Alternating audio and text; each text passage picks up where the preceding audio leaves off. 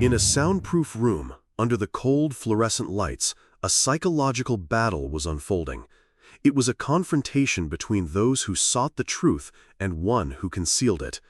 And sometimes, to find the truth, one must get lost in a labyrinth of lies. Detective, via recording. Where is she? I don't know where she is. I'm begging you, Lee, just tell us. I don't know where she is. Narrator. That was the desperate plea from a female detective begging Lee Rodarte, a man suspected of abducting and murdering his colleague, Savannah Gold, to tell the truth. But Lee, with a terrifying calmness, steadfastly denied it. He believed he was smarter than the people sitting across from him. In the world of crime, sometimes perpetrators believe that a solid enough story, a perfect enough alibi, can hide any wrongdoing. Lee Rodarte, a restaurant manager with an ordinary appearance, believed the same. He was suspected of abducting and murdering Savannah Gold, a colleague of his, but no one knew where Savannah was. The police knew that to crack this case, they had to peel back layer after layer of lies, otherwise the killer might never be caught. Lee walked into the interrogation room with astonishing confidence. He thought he could manipulate, deceive the detectives. He believed he had prepared an unassailable story, a script detailed enough to erase all suspicion. But what he didn't know was that this overconfidence would be his fatal mistake.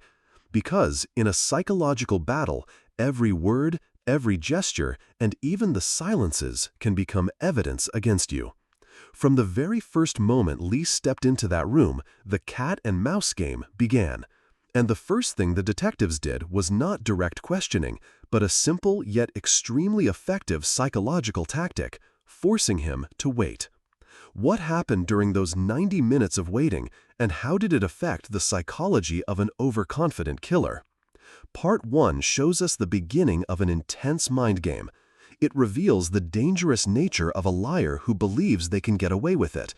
But it's also a first look at the shrewdness of detectives who know that to find the truth, they must be patient, observant, and use the suspect's own psychology to expose the lies.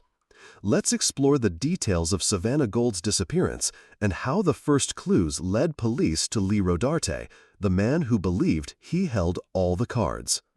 It didn't start in a cold interrogation room, but with a deep sense of unease. It began with unusual text messages that shattered a family's peace, signaling an impending tragedy. On August 2, 2017, Savannah Gold's family unexpectedly received puzzling text messages. These messages claimed she was running away and would quit her job. However, what panicked her family wasn't the content, but the way they were written. These messages were riddled with errors, full of spelling and grammatical mistakes, something completely unlike Savannah. Her family immediately reported her missing.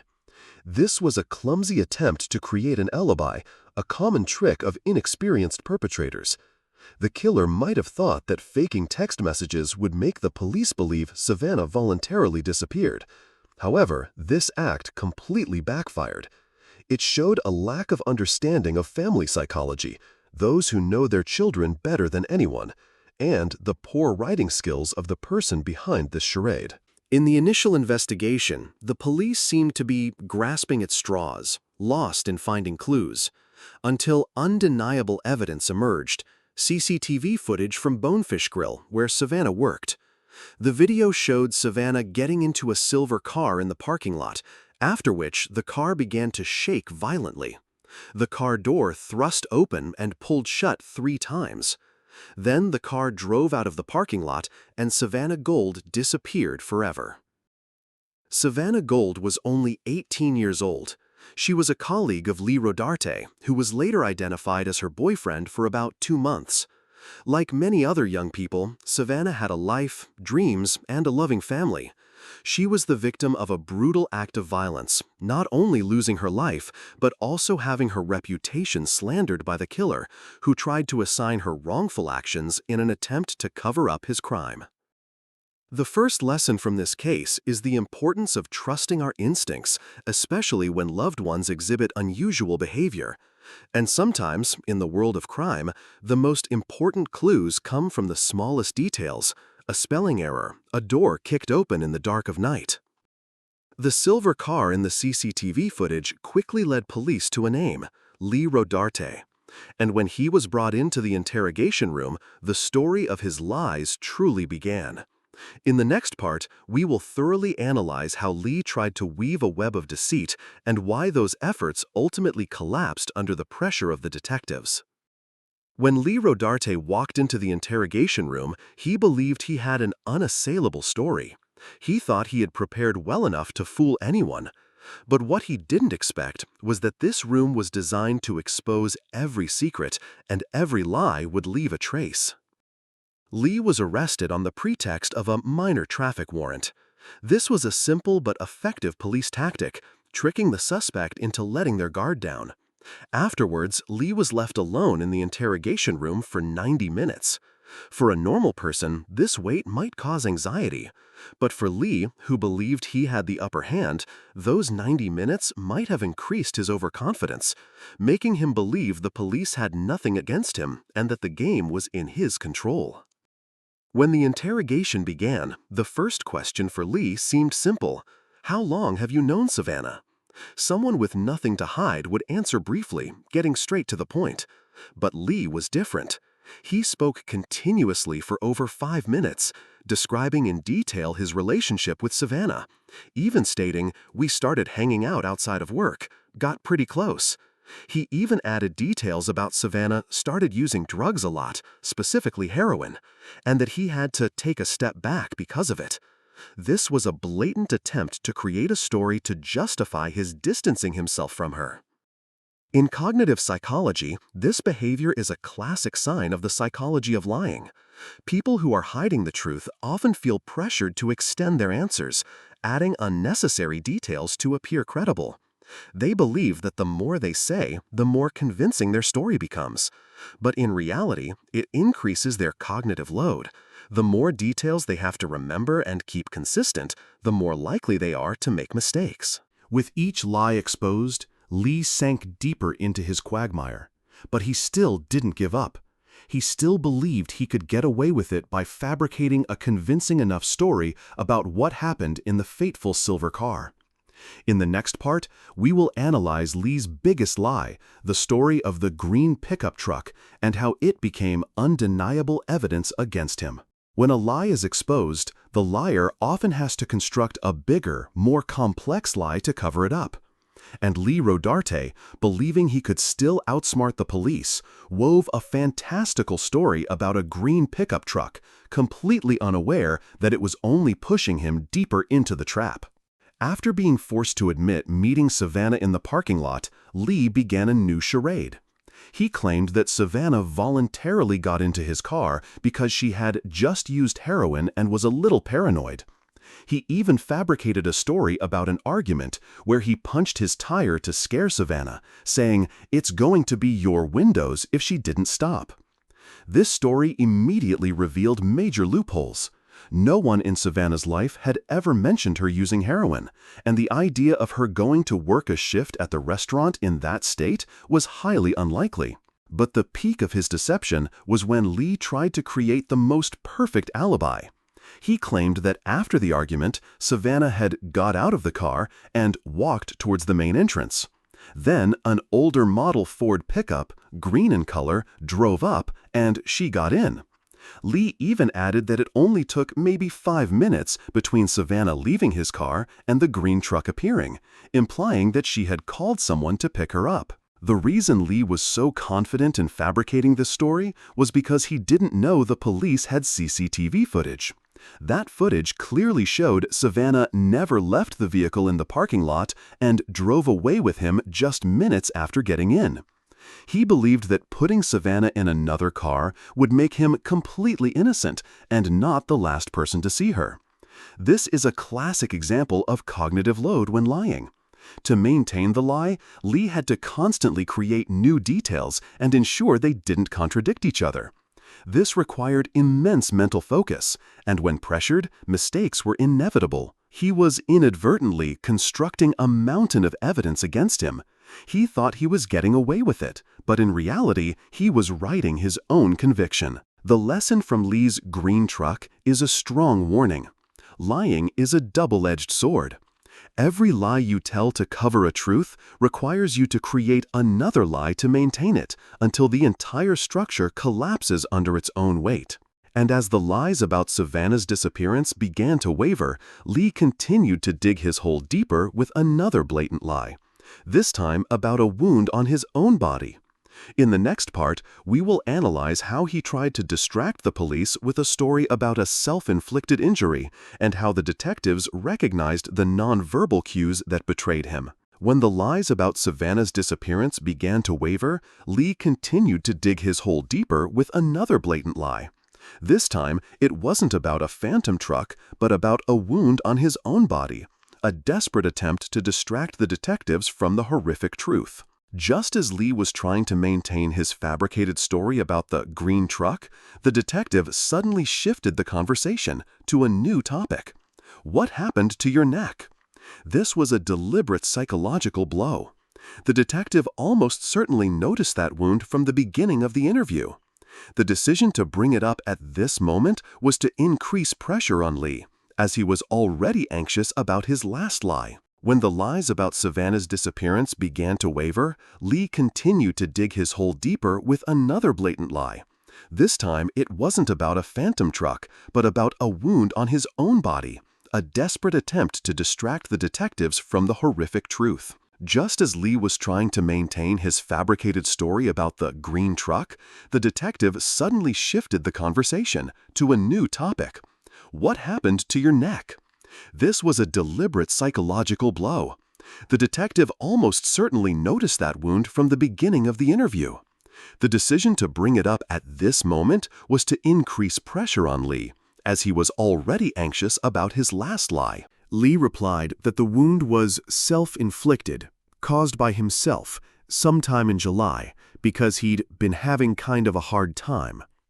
He even explained that he occasionally peeled the scab here and there at work.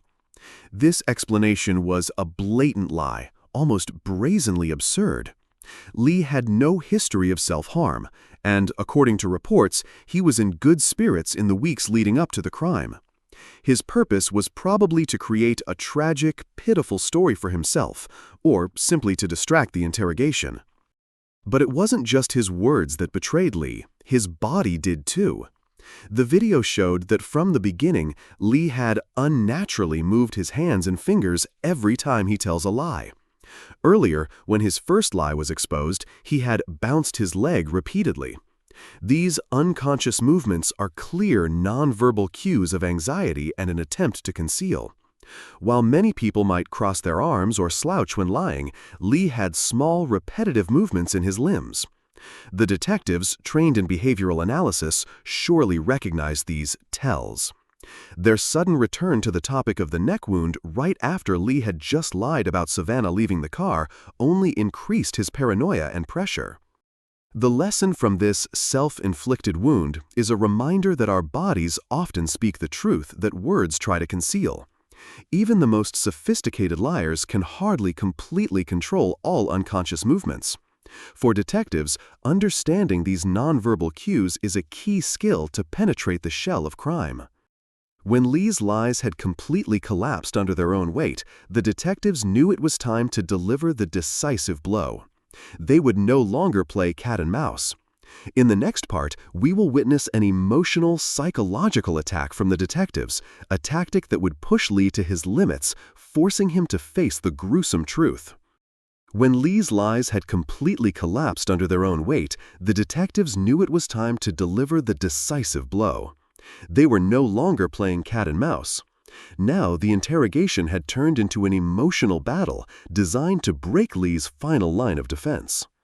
This was the moment when the detective's true genius began to shine. The female detective, who had been almost entirely silent during the previous interrogation, suddenly entered the fray. Her appearance created a strong contrast with the male detective's professional, calm demeanor. This was the classic good cop, bad cop tactic, but executed with extreme subtlety. The female detective began to directly attack Lee's emotions. She didn't question evidence, didn't expose lies. Instead, she pleaded with him, showed vulnerability, and even compared Savannah to my little girl. She said, "I look at that little girl, and I think of my little girl. I don't care what she said about you or whatever, but my little girl is that age. Just tell us where she is." This was an extremely powerful psychological blow, aiming to evoke empathy, guilt, or at least extreme discomfort in Lee. In interrogation psychology, this tactic is used when logical evidence no longer works. It aims to break down the suspect's emotional facade, making them feel moral and social pressure. A criminal, no matter how cold, can hardly be completely immune to the image of a grieving mother seeking answers for her daughter. And the pressure didn't stop there. The female detective also presented undeniable evidence from the CCTV footage that Lee was unaware of. "She kicked open that door 3 times, Lee. She kicked it. We saw it." She affirmed that she wasn't making it up because unless we had video of it. This was not just physical evidence, but also emotional evidence of Savannah's desperate struggle in her final moments, directly confronting Lee with the horror he had caused. The lesson from this emotional battle is a testament to the power of truth, even when conveyed through pain. When all layers of lies are peeled back, and when the perpetrator is directly confronted with the human consequences of their actions, the cold wall of crime can sometimes collapse. Under unbearable pressure, the horrifying truth finally emerged. Lee Rodarte had no choice but to confess what he had done. In the next part, we will hear his gruesome confession and discover where Savannah Gold's body was found, bringing a heartbreaking closure to her family. Under unbearable pressure, from the piling lies, the undeniable evidence, and the emotional attack from the detectives, Lee Rodarte's defensive wall finally crumbled. The horrifying truth, buried for so long, was finally revealed. Lee Rodarte, no longer able to resist, began to confess. He claimed that Savannah had tried to attack him first, saying, "She was hitting me, she wouldn't stop." And then, in a chilling admission, he confessed to responding with violence. He slapped her, and when she went to get out, he had grabbed her around her waist and said, "Where are you going?" The struggle in the car, which the CCTV footage had recorded, now had an explanation from the perpetrator himself. And then the most horrifying truth was uttered. Lee admitted he had squeezed her around her neck, strangled Savannah. This was the moment when all his lies collapsed and the true nature of the crime was exposed. Was it a spontaneous act of violence or a deliberate act to silence the victim? Perhaps only Lee knows. When asked, "Where is she now?" Lee initially hesitated, but under the detective's relentless pressure, he pointed to the location. "Pond on the west side of the Club du Clay." "Club du Clay? Yeah, okay. And Longchamp? Yeah, okay." This was the moment Savannah's family had agonizingly waited for. Just a few days after that confession, a dive team found Savannah Gold's body in the pond Lee had indicated. Her body was burned and almost unrecognizable. The condition of the body was so poor that the cause of her death couldn't even be determined. This shows Lee's brutal effort to dispose of evidence and erase all traces of his crime. The lesson from this confession and body discovery is that truth, no matter how deeply buried, will eventually find its way to be exposed. No lie, no attempt at disposal can permanently hide a crime from the persistence of justice and the pressure of evidence. With the confession and the finding of the body, the Savannah Gold case had a heartbreaking closure. Lee Rodarte had to face the legal consequences for his brutal actions. In the final part, we will look back at his sentence and, more importantly, draw profound lessons from this entire tragedy, so that Savannah's story is not just a case, but also a warning to society. After the intense hours of interrogation, after the gruesome confession, and after Savannah Gold's body was found, justice was finally served. But can a harsh sentence truly compensate for a life stolen and for the lingering pain of those left behind? Lee Rodarte pleaded guilty to second-degree murder. In March 2021, he was sentenced to 40 years in prison. This was a long sentence, reflecting the severity of the crime he committed. It brought a certain degree of closure for Savannah Gold's family, who had endured days of desperate searching and unimaginable pain upon finding their daughter in an unrecognizable state. However, looking back at this case, the larger question is about the importance of police being allowed to use sophisticated interrogation tactics. In an interrogation, detectives are allowed to both lie and withhold evidence from you. This puts the suspect in an extremely disadvantaged position, just as Lee Rodarte continuously dug his own grave with his lies. This is also why, as the video emphasized, calling a lawyer is so important, innocent or not. A lawyer will force police to turn over all of the evidence in their possession, forcing police to disclose all evidence, helping the client to present a fair and reasonable defense. That action transforms the interrogation from a psychological battle into a more balanced legal battle. Although Lee Rodarte's conviction brought a sense of justice, haunting questions remain. Why couldn't Savannah's cause of death be determined? This highlights the brutality of Lee's efforts to dispose of evidence. And could the system have done better to prevent similar tragedies? Were there any signs from Lee that the community, or Savannah herself, could have recognized earlier? The lesson from this verdict is a reminder of the complexity of justice. It's not just about convicting the guilty, but also about learning from human and systemic errors to protect the innocent. It also emphasizes that, in all legal situations, understanding one's rights and having legal support is extremely important. The story of Savannah Gold and Lee Rodarte is a heartbreaking indictment of deception, violence, and the consequences it leaves behind. In the final part, we will review the entire case, drawing the most important lessons for the community and society, so that Savannah's story is not just a tragedy, but also a lasting warning. Lee Rodarte pleaded guilty to second-degree murder. In March 2021, he was sentenced to 40 years in prison. This was a long sentence, reflecting the severity of the crime he committed. It brought a certain degree of closure for Savannah Gold's family, who had endured days of desperate searching and unimaginable pain upon finding their daughter in an unrecognizable state.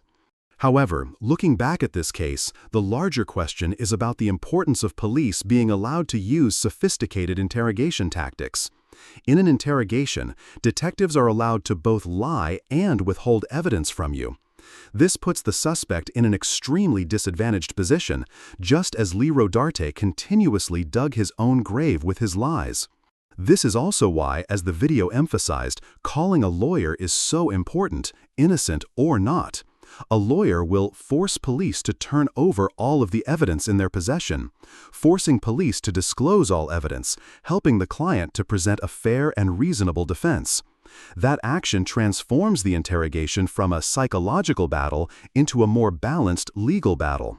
Although Lee Rodarte's conviction brought a sense of justice, haunting questions remain. Why couldn't Savannah's cause of death be determined? This highlights the brutality of Lee's efforts to dispose of evidence. And could the system have done better to prevent similar tragedies? Were there any signs from Lee that the community or Savannah herself could have recognized earlier? The lesson from this verdict is a reminder of the complexity of justice. It's not just about convicting the guilty, but also about learning from human and systemic errors to protect the innocent.